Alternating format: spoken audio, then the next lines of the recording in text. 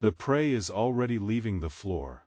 It rises slowly at first, as if the corridor has forgotten which direction gravity should pull. Its small body twists in the narrow blue light, feet dragging across the wet surface below, while pale hooked breath lines tighten around it from above. The lines do not look like ropes, they do not look like limbs. They are thinner than tissue, brighter than vapor, and each one ends in a curved hook made from hardened breath. Above the prey, the drifter does not move. It hangs beneath the low ceiling like a faceless oval body suspended in cold air. It has no head, no limbs, no mouth, and no visible eyes. Below its torso hangs the part that matters, a long black throat, anchor, wet and pendulum-shaped, separated from the body like an organ lowered into the corridor. Its sides open sideways, and from those openings the hooked breath lines keep pulling. The prey kicks once. The hooks tighten. The wet floor reflects the whole vertical trap, prey below, throat, anchor above, monster body still higher, and the ceiling panels pressing down until the gap between floor and monster feels too small for escape. This corridor is not just a passage, it is a compression space. The ceiling lowers slowly enough to be understood, not fast enough to be theatrical. Every inch downward makes the upward pull more dangerous. At first, the drifter seems passive. It floats without chasing, its oval body barely rotates. The prey might have crossed beneath it if the air had stayed empty. But the air was never empty. The throat, anchor hangs in the middle of the corridor like a black weight, and its breath has already begun to harden. Another breath line unfolds from the anchor. It emerges as vapor, pale and loose, then stiffens into a hook while still in motion. It reaches downward without becoming a tentacle. It does not whip. It does not grab like a hand. It breathes outward, curves, hardens, and catches the prey from a distance. Contact is made by air becoming tissue. The prey jerks upward again.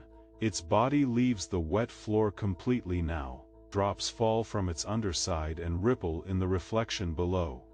The corridor ceiling presses lower, forcing the drifter's throat, anchor closer to the prey without the monster descending. That is the species rule.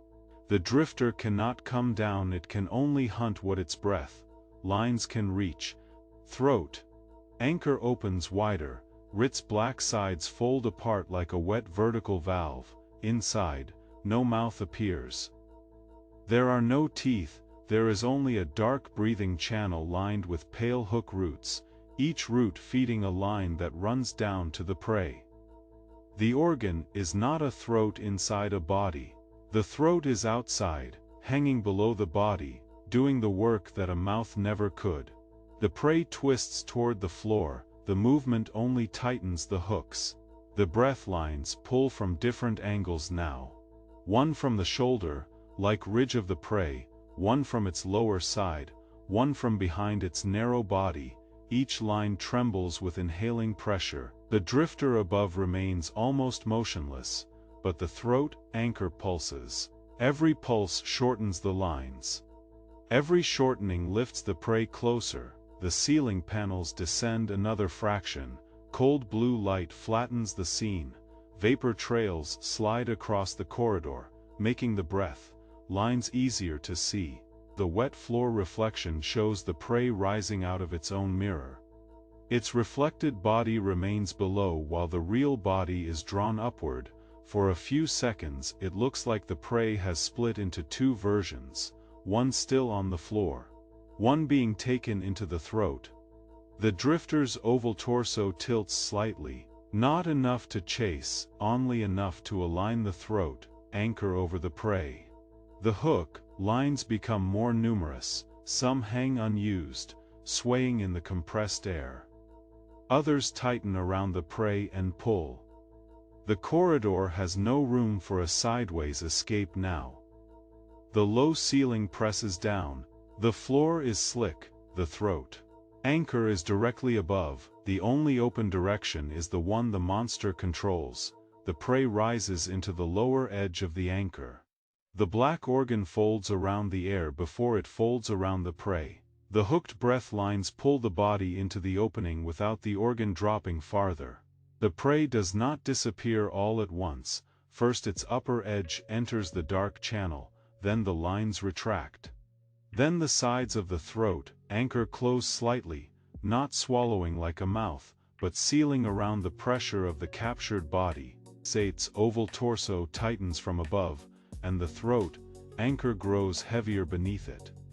Pale hooks still extend from the sides, but the active lines shorten into the organ. The unused lines remain outside, hanging pale and curved in the blue light. The ceiling stops lowering. The prey is now partly inside the external throat. The wet floor below shows only a dim reflection of its lower body, suspended and distorted. Vapor trails move past the anchor as if the corridor itself is exhaling. But the breath does not belong to the corridor, it belongs to the monster.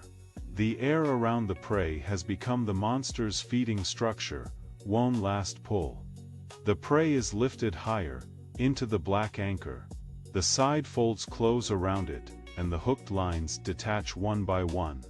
They fall slack, no longer hardened, no longer pulling. They hang like pale empty marks in the compressed corridor. The drifter remains above, almost unchanged. That is what makes the incident wrong to look at. The monster did not pounce, it did not descend. It did not reveal a hidden mouth. The hunting organ was already outside the body, hanging below it. The attack was already in the air. The breath was the hook.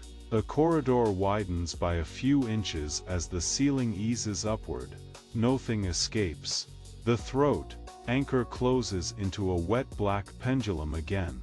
Empty breath. Lines hang from its sides, slowly softening into vapor. Below, the wet floor reflects the missing prey, the dangling organ, and the floating faceless body above it. The final image holds on the empty hooks. They sway beneath the throat, anchor, in cold blue light, no longer attached to anything. The prey is gone inside the organ that was never inside the body. The mist was not air, it was the trap.